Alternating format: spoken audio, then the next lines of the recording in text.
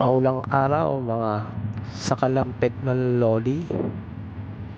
Walang rides pero may pasok sa trabaho. Pagpasensya nyo na ako dito, not feeling well. Ilang araw lang walang ride.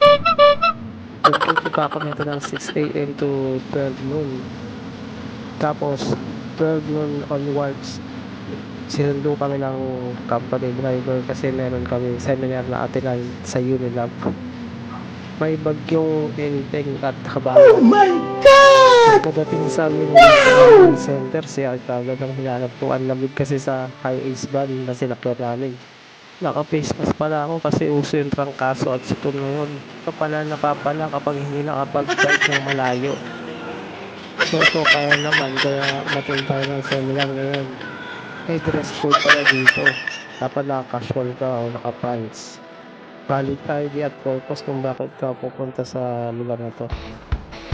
So ito, pag enter namin sa room, nagpa-register kami. Saka dito mag-check yung name namin sa list kung participant talaga kami.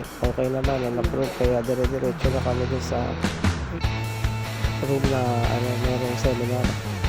On time naman kami dumating para sa learning session. 1 PM yung start.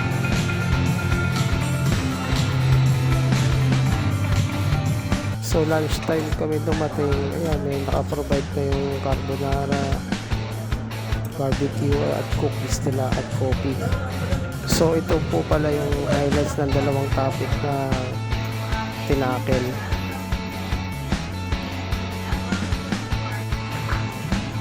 Thank you so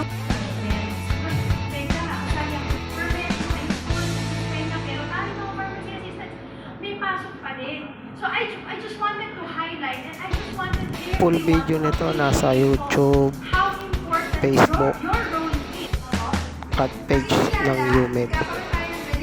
After lecture may exam. Ito 9 out of 10.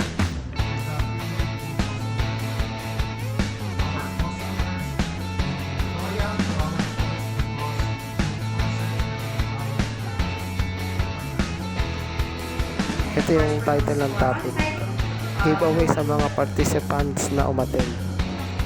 Sakto umbrella. Thank you sa opportunity na naging participant ng event na ito. Big shout out kay Maplar Drugstore, Lord's Vineyard Family, sa UMed, sa Unilab, sa mga nakasama ko, Ma'am Lerma, Wilson, Jessa, at kay Joel. Nahatid sundo kami.